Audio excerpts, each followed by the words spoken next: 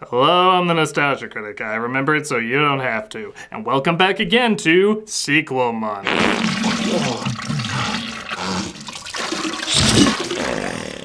Or in this case, Squeakquel Month?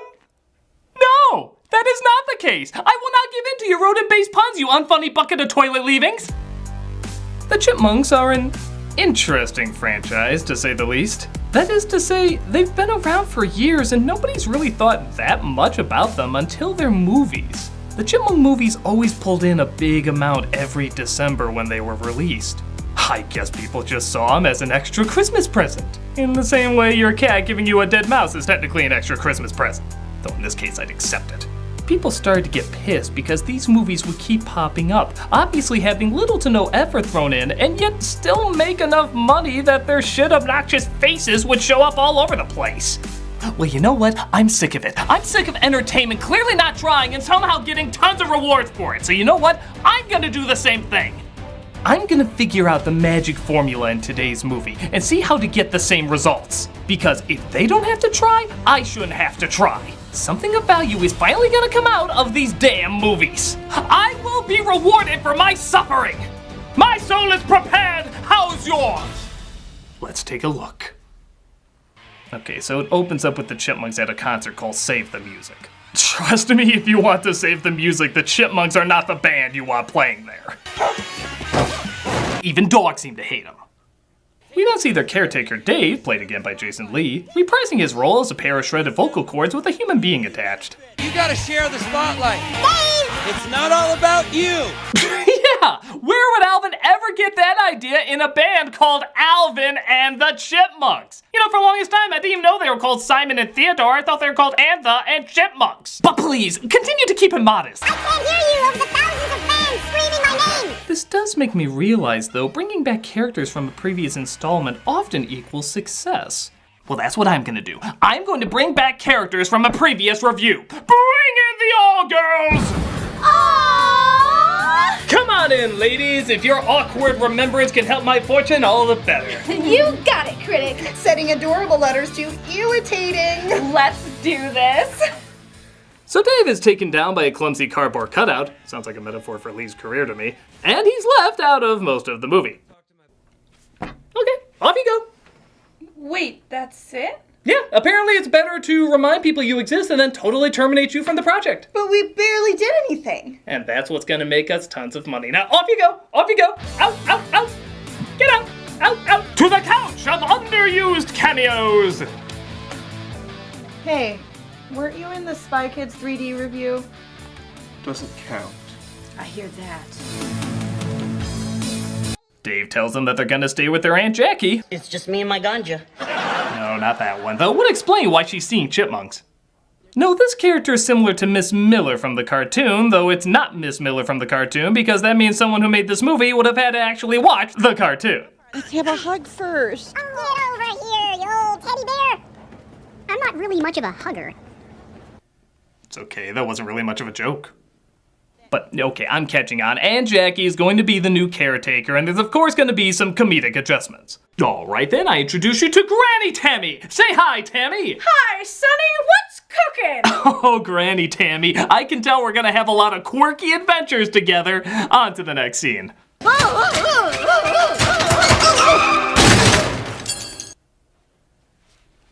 Okay. This is what the people want to see, apparently. Man, in literally 5 minutes, 2 of the caretakers who should have been major roles have been taken out. Oh, this way everyone will be dead at the 25-minute mark. 2 dead, 25 to go. Instead, we get her son Toby, played by Zachary Levi, who you may remember as Chuck or Flynn from Tangled. And here where he plays his biggest role as the poor man's Jimmy Fallon. I'm not gonna be like, I know everything and you do this and you do that. Like my dad. Okay, now I think I'm catching on. Bring in the dog girls! Wait a minute, those are like the exact same characters. What? No, they're not. Yes, they are. They look like us, sound like us. They even have the exact same characteristics. Yeah, you can't even tell us apart. No, it's totally different. See, they have shirts of countries with no names on them. You know those obscure shirts you saw all over the place. Look, mine's US. Mine's Canada. And mine's so obscure, it doesn't even have a country. It's an ironic statement. Of what? That we like irony? I'm so glad you see the brand new comedic possibilities of this. Now, you three, into the studio. Wait, what? Yeah, you're still barely in this. But we have to go, like, barely. Into the studio!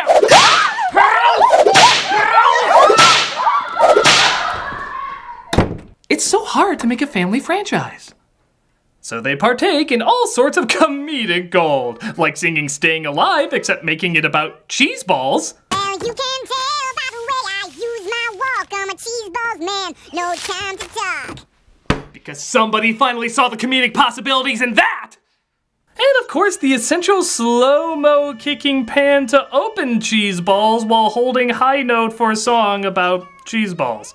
Oh yeah, now that joke suddenly makes sense. You know, I'm not gonna lie, I expected more out of the director of Private Parts in the Brady Bunch movie, but I also suspected less out of the same director of Dr. Dolittle and John Tucker Must Die. So I guess it evens out. But fear not, literally 42 seconds later, they sing another pointless rendition of a musical hit. You spin me right around, baby, right around, like a record, baby, right around, round, round. Yeah, why don't you just sing what it really is, guys? You're a flimsy pretext for another rendition of a classic song gone wrong. Do you know what Dave would say if he were here right now? I think realistically he's probably shouting, "Paycheck!" Speaking of which, how you doing over there, all girls? That's the spirit. It also looks like Toby has a cat that he talked about earlier. And look, a few scenes later, there he is. Okay, a cuddly pet side character, always a big moneymaker. I give you Mr. Yama the Llama. Aww. Let the hijinks ensue. I treated you good. Hey, I don't follow it, I'm just doing what they're doing. But the film tries to punish you further by taking the one funny element from the last film, David Cross, and suck out anything that made him enjoyable. I lost everything, and it's all because of them. I will get you, chipmunks. Again, I'm pretty sure that's an exact quote from him from Chipwrecked. But he's not the only one who gets chipped off in this movie. The Chipettes enter the film in their birthday suits. How do these flicks not have censor bars? Don't you know the 90s gave cartoon animals private parts? But what sucks most is they got some really funny voice talent behind them. Amy Poehler, Anna Faris, and Christina Applegate. These are all very funny people who are given very unfunny things to do. I'm Brittany, and this is my sister Eleanor. And I'm their sister Jeanette. Although I feel more like an Olivia, or sometimes anyway, we're the Chipettes. I haven't seen such a wasted Anna Faris performance since... Okay, a lot, but that Keanu cameo was pretty funny. What makes it even stranger is that they have almost the exact same voice as the Chipmunks. They're, I dare even say, the exact same character. Just given the Tumblr treatment. Mr. Hawk? That voice, I can't get it out of my head. This trope, of course, goes back a long ways of incorporating a gender swap of a famous character, or characters. And apparently, it still equals gold. Well, they're not the only ones who can exploit that. Chester, duh! Are you aware that there's 3 strange ladies with confusing shirts in there? Never mind all that. We are going to explore Doe's backstory. Ooh, that's exciting. Finally, the bum mythos will be revealed. Oh, wait. Let me just see what they do with it in the movie. Tell me a little something about yourselves. We grew up in a small town, population 300. Fascinating. Great. Impress me. Yeah, okay, I guess we don't need to know your backstory. Oh. Come on, it's like how Baze and the blind guy know each other in Rogue One. They work together. That means we immediately know everything about them. I think that's more how they met each other rather than how they knew each other. Exact same thing. All we need now are some dance numbers. Go! Yeah, on second thought, the movie seems tired with that too. Now it's about Alvin the chipmunks trying to blend into high school. So, go to school, I guess, while performing some musical sequences. I guess going to dance school could kill 2 birds with 1 stone. But be prepared to change your motivations on a whim. That's what makes the big bucks. Isn't that more how it makes the little rodents? That's good. Keep making bad jokes like that. That apparently makes a lot of money too. Oh, we got a lot more of those. Come on. So, just as Cross is amazed that two trios of talking chipmunks came to him to start a music career and both of them seem to look and act identical to each other. I mean, like, stars fucking align! That's pretty amazing! It's abandoned to see how Alvin and the gang are getting along in high school. Look what I can do. You are the adorable. Oh, that's right, I forgot this movie comes with a note. Every time certain lines from this film are uttered, an award-winning playwright shoots himself. You might want to see how Lin-Manuel Miranda is doing. But one of the jocks is jealous of their popularity. Girls, please. Private conference. We will, of course, obey because, I don't know, chicks? They, of course, don't get along, forcing the chipmunks to fight back. Little fatty. He jiggles when I poke him. Okay. Apart from driving this movie's kill count to rival that of 2016, take a look at how they animate his face. Jiggles when I poke him. Good God! It looks like the poster to the next film, Chipseast! This gets him a trip to the principal's office. I should suspend all three of you. Please do.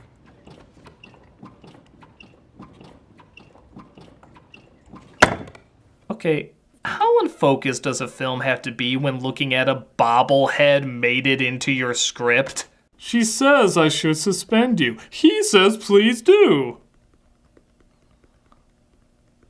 Oh crap, I just wrote that into the script.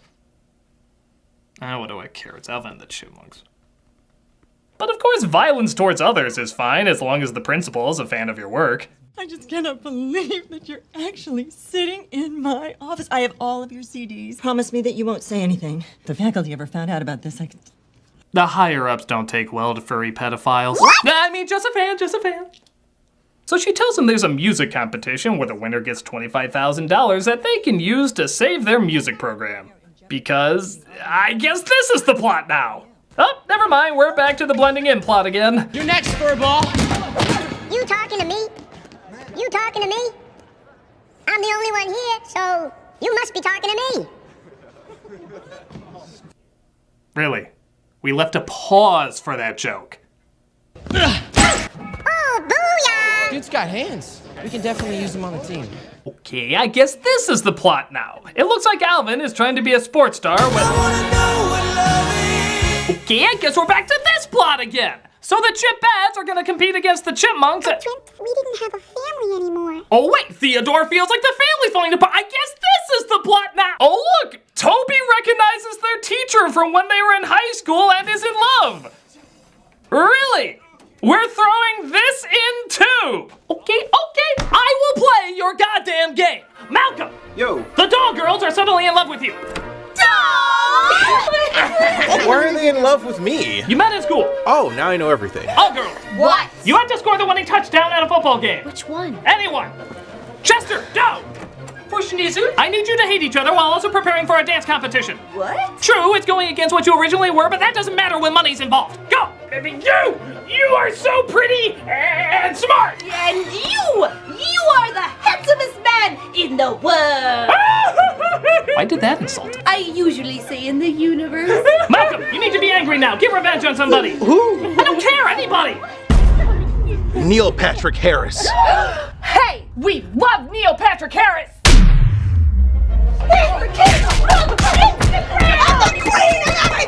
Critic, what should I do with this ball from the team, the 49ERS? Hey, enough of that. You need to settle your differences in a dance-off. All right, river dance. Oh, did you say a dance-off? No, we're onto something different. Oh, but we got a perfect dance instructor. No, you need to now be injured and out of half of the movie. I think we'd be better at that. You're in charge of finding a cat to almost never talk about. I had a cat once. It was 10 years ago. That's way too much attention. More vague, more vague! I find your lack of vague disturbing. Somebody call 911! Okay, I think we're good. We have about 5 to 10 cliche plots to confuse people into thinking we know what we're doing. Now, off to your bunches of stories. Oh, are you sure I can't be somebody's father? Beat it! With pleasure. Beat it, beat it, beat it. No one wants to beat it. This had better be a big hit. It wouldn't be the first time I've obliterated these rodents.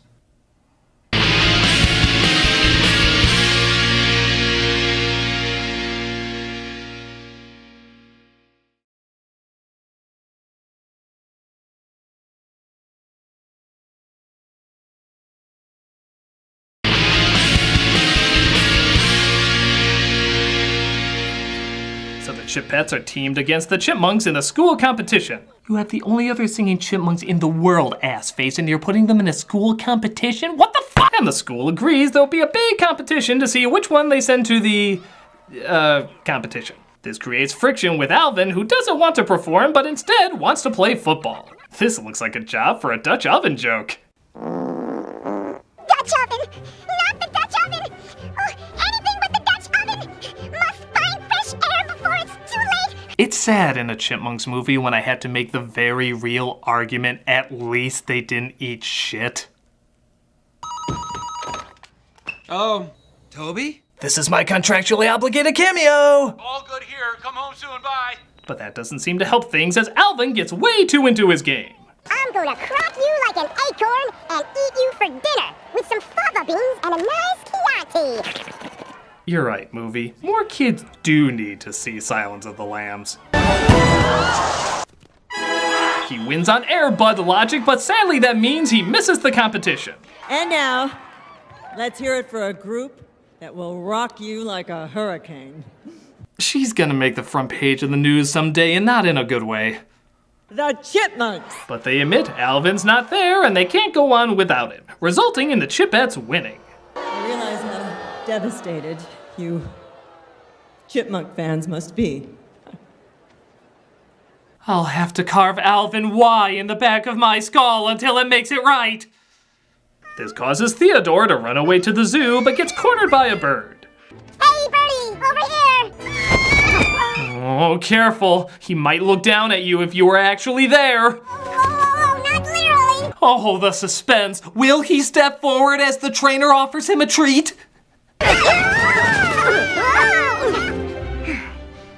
Guys, that was huge. Well, if by huge, I mean not huge. Interested? Call Ian Hawk. But a talent agency was watching a random school video, as agencies do, and decided to give the Chipettes a chance of a lifetime. Guess who's opening up for Britney Spears at the Staples Center tonight? She's at a crazy enough point where singing chipmunks can open for her. When is the school contest? It's never about that stupid school contest. A contest so stupid I knew an agency would be watching it! He wants to split the girls up though, and when they refuse, he takes matters into his own hands. Okay, who likes barbecue? Barbecue. Because I know this awesome little barbecue restaurant in the valley that makes the best roasted chipmunk. Korean place? I don't know what's funnier, the fact that Roasted Chipmunk would be the happy ending, or the fact that this is still a better girl rock and roll story than Gem. If someone was barbecued in that though, it would be a better movie. The school competition goes on though with their opening act that honestly should win. I know Talking Chipmunks are amazing, but when you look past that, these guys really are better. But Alvin and the gang find out about the Chipettes and try to save them. Except in the first film, when the chipmunks were in a cage and they skipped the lame, pointless climax, this time we get the lame, pointless climax. Oh, yep, fucking pee. Ian! In the words of the Donald, you're fired! Yes! Those will be the most memorable words that we ever take away from the Donald. I suppose when you think about it, there's, how is he tweeting about me already? I'm not even done with the joke. They say they can make it back to the school competition in time with their good friend, Digger. I'm gonna get a little help from my friend, Digger! Roger that, Alvin! Look out! Whoa! Feels like I'm back at the racetrack. Don't make me do it. Please, God, don't make me do it. Who's Digger? Digger is a character from NASCAR when shown on the Fox network. How dare you make me look up NASCAR, you monsters! Cross chases him down with a toy helicopter, because a toy NASCAR would have been too obvious, as they tried to get the remote out of his hands. I'm going for it! Grab my ankle! I got it! Way to go, Jen! Nice work, Jeanette! Good going, Jen! Because of course! This was Jeanette's story the whole time! How friggin' obvious! Here, I thought maybe, just maybe, it was about The concert? The football game? Going to school? Parenting? Working together? Egos? Toby's girlfriend? Jealousy? Fitting in? Family values? Or trusting your heart? But no! It was about Jeanette conquering her fear of heights, which has never been brought up in the entire movie until right now.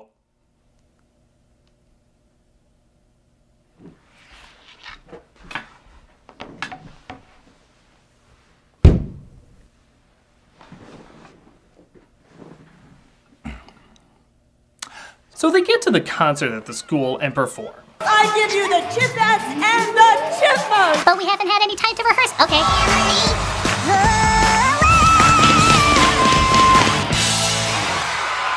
It's clear that we have a winner Yeah, the judges haven't voted yet. of the $25,000, Lot of money to give away just on the fly. and it's West Eastman High! You know, the first act was technically a lot better. Yeah, okay, the chipmunks win. Creepy announcer, gladly give it to creepy principal. This seems very wrong. Meanwhile, at the stadium, despite the movie pretty much promising us Britney Spears, she never shows up in the film, and instead we get this. All the single ladies, if you want to get married, have a ring, put your rings on. Again, is this really that much different from how we've seen Britney before? I'm kind of shocked the audience could tell the difference. Okay, 2007. So that was the squeakquel. It's all over the place, not funny, boring, unimaginative, and has no focus. It's stupid, it's dumb pit. And I just imitated it perfectly. Practically line for line, I got the formula down. That means I'm gonna be making millions in a matter of seconds. All I have to do is count all the moolah I'm gonna make from this point on. And the turnout is... average? What about being number one at the box office? Critic, none of the Chipmunk movies were ever #1 at the box office. Ever. What? They did okay because they rode on the success of other December movies. They've been the one family film clearly not trying to win any awards. But then why do so many people go and see it? High-pitched voices are cute! Duh! Aw. So by that logic, I can make $1 million just by... Quid pro quo. I tell you things, you tell me things. Yes and no, Clarice. Go ahead. You know, the movie was right. More kids do need to see this film. And now they will because you put it in the kids section on Netflix. The significance of the moth is change. Caterpillar into chrysalis or pupa. That'll be one of millions of angry parents. Your money's already mine, I don't care. I'm the nostalgia critic. I don't get it, I just exploit it. No, it's like Hannibal ate Fred. I smell a squeakquel. You use Evian skin cream, but not today.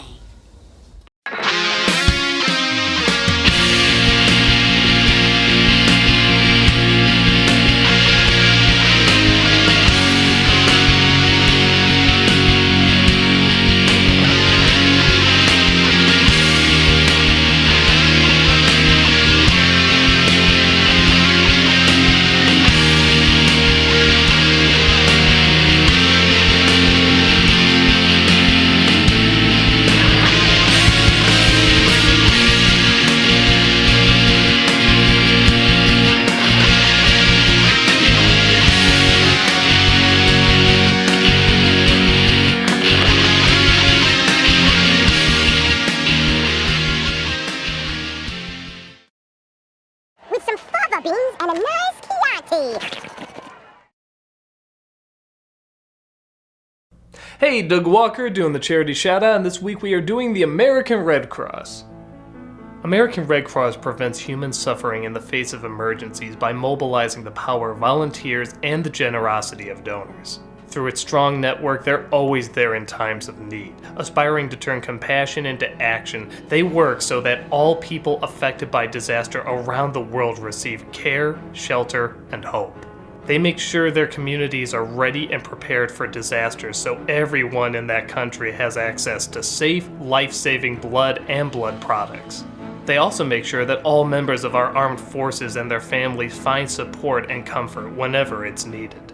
And that in emergencies, there's always trained individuals nearby, ready to use the Red Cross skills to save lives. If you check out their site or their YouTube channel, you can see where both your financial or blood donation goes. You've probably heard this name dozens of times, and there's a good reason. It's a good organization that does such incredible work. They help anyone and everyone in need.